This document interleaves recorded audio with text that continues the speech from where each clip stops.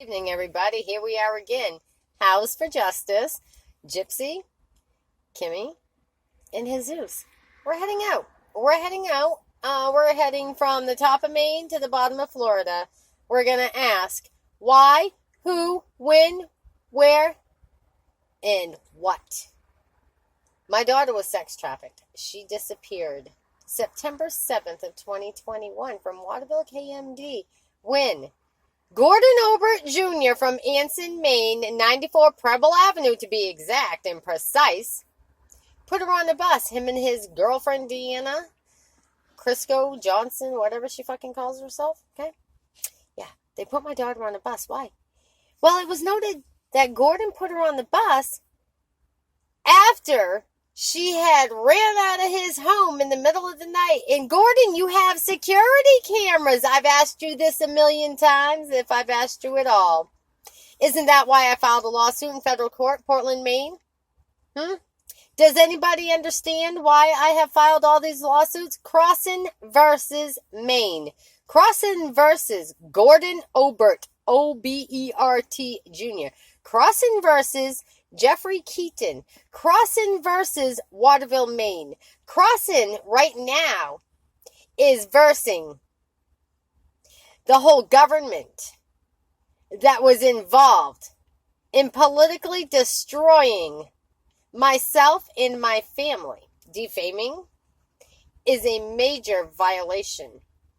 Federal violation, constitutional right, human rights, civil rights, and more. And knowing that it continues to happen in the state of Maine, here I am where it began after my daughter's life was saved. When I brought her home in January of 2022 after being sex trafficked, through police and politicians' acknowledgement and disbursement, that's for real. I was staying in the Days Inn in Augusta, Maine on 18 Edison Drive. I was sexually assaulted. I was locked in room 116 by this guy that calls himself Sam on paper, but he's known as Siobhan, to General Assistance in Augusta, Maine. I went right to them. The witness that I had took me in her vehicle right to them. Okay? So Danny and I went into General Assistance, and she witnessed me very upset about the whole situation. I had approached her about it. She made me leave with her. We went down. We reported it. Nothing ever came of it, did it? Simon Yorks of Augusta, Maine Police Department. General Assistance. Why don't you ladies, I only call you ladies on TV, tell the public what you did with the copies of the text messages, because I still have them. I still have audio recording of Siobhan asking me for what? Sexual favors. So why is it, Simon Yorks of Augusta PD, why haven't you come forward? Why did you not ever take a real statement, and why did you not present it to the DA in charges? Why did this guy get away with sexually assaulting me? Why did I report it to General Assistance and Augusta General Assistance hid it from the community?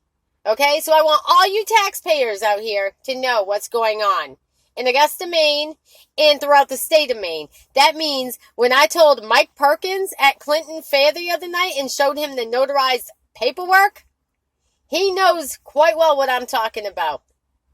You all have been playing frivolous games, and I wouldn't take the time to write the letters and have them notarized and pay the pay and continue to pay the fee, okay? Not only financially, but you sex trafficked and human trafficked, not only myself, but my family. With that being said, for 34 years of my life, I went through hell and scrutiny.